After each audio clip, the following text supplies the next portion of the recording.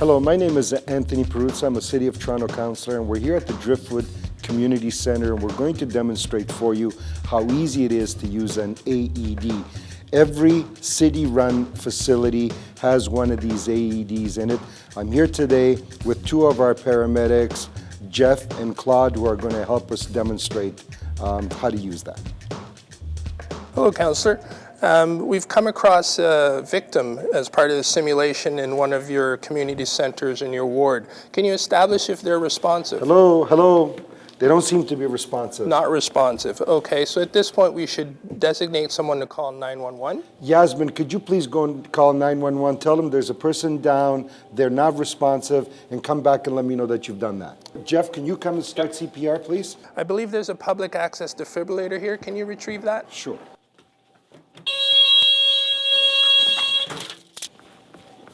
So Jeff is doing effective CPR, and the councillor has retrieved the public access defibrillator in the community centre. He's putting on a pair of gloves, and he's going to place the pads on the patient. You want to put the pads on? Yep. Absolutely. Okay. So with CPR, we try and minimize the interruptions, and we continue compressions. There are diagrams on the pads to show you exactly where to place them on the patient. Analyzing now. Stand clear. So the councillor's placed the pads. The machine is doing an analysis of the patient. Clear. Push shock button. So the councillor's pressed the shock button on the defibrillator, and it's delivered a shock. CPR resumes after the shock. Start CPR. The rate of compression for CPR is 100 compressions per minute, and at a depth of about 2 inches. You can see his hand placement over the patient's chest, over the sternum area, one hand over the other, shoulders over the patient, and downward compressions. As he's doing compressions, the internal clock on the defibrillator is counting down a 2-minute interval, at which time the machine will prompt to do another analysis to see if the patient is in a shockable rhythm again. Would you like me to take over chest compressions? Absolutely. In 5, 4, 3, 2, 1.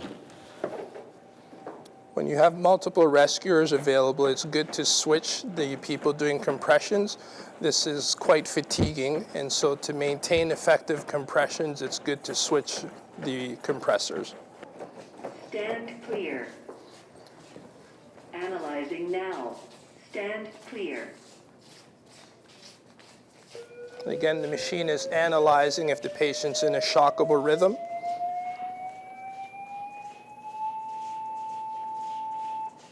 Stand clear. Push shock button.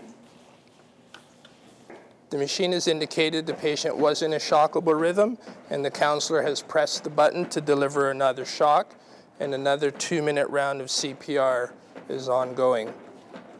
Again, the paramedics are en route, and this is an important aspect of cardiac survival.